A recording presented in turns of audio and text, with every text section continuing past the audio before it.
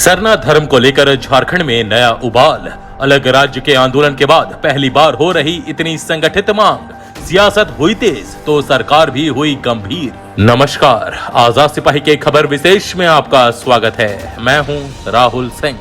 20 साल पहले भारत के राजनीतिक मानचित्र पर अलग राज्य के रूप में उभरे झारखंड में इन दिनों सरना धर्म कोड की मांग को लेकर माहौल लगातार गर्म हो रहा है। कहा जा सकता है कि अलग राज्य के आंदोलन के बाद पहली बार देश के इस भूभाग में इतने संगठित तरीके से कोई मांग उठाई गई है। हालांकि यह भी सच है कि यह मांग बहुत पुरानी है।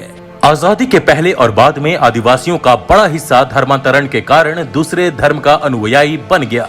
इसका परिणाम यह हुआ कि इन आदिवासियों का मूल धर्म, जिसे सरना के नाम से जाना जाता है, धीरे धीरे कमजोर होता गया।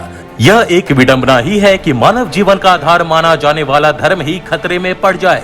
इसलिए झारखंड के आदिवासी अपने धर्म को पहचान दिलाने और उसे दोबारा स्थापित करने के लिए संघर्ष के रास्ते पर आगे बढ़े हैं।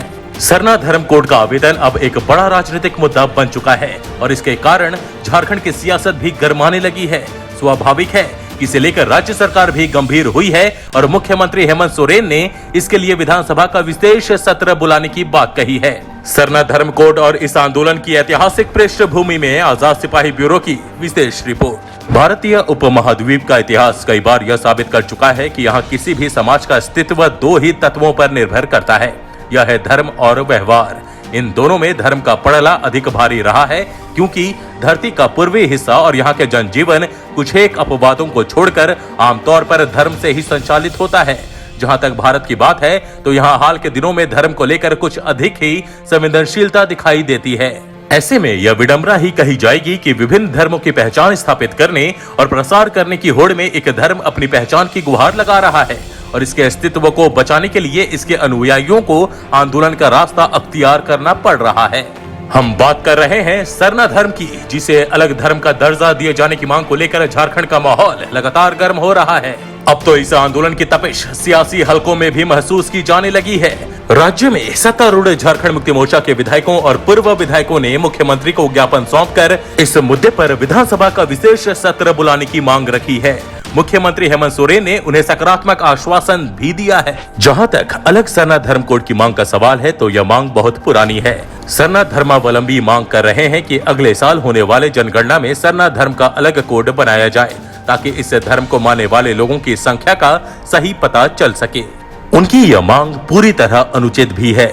ऐतिहासिक दस्तावेज बताते हैं कि 1951 की जनगणना के समय सरना धर्म को लेकर अलग कोड था, लेकिन 1961 में इसे हटा दिया गया। दरअसल जनगणना के समय जो प्रपत्र भरा जाता है उसमें एक कॉलम धर्म का होता है।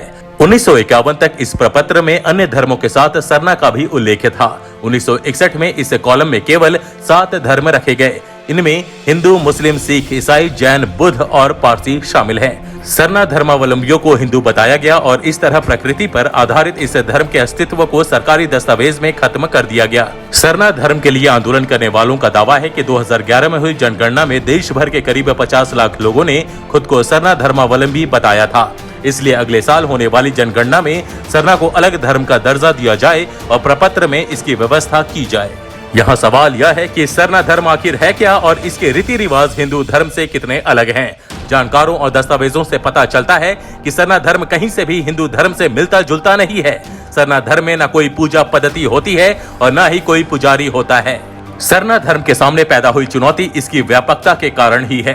देश के अलग अलग हिस्सों में रहने वाले आदिवासी खुद को सरना के बजाय अलग अलग धर्म का बताते हैं। यानी आदिवासियों का धर्म सरना तो है, लेकिन उनके नाम अलग अलग हैं।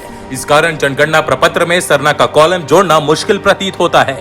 सरकार का कहना है कि केवल झारखंड और छत्तीसगढ़ में ही आदिवासी खुद को सरना धर्मावलंबी मानते हैं। बंगाल और असम में इनका धर्म अलग हो जाता है और दक्षिण या पश्चिम भारत में तो और भी अलग अलग धर्म के मानने वाले रहते हैं।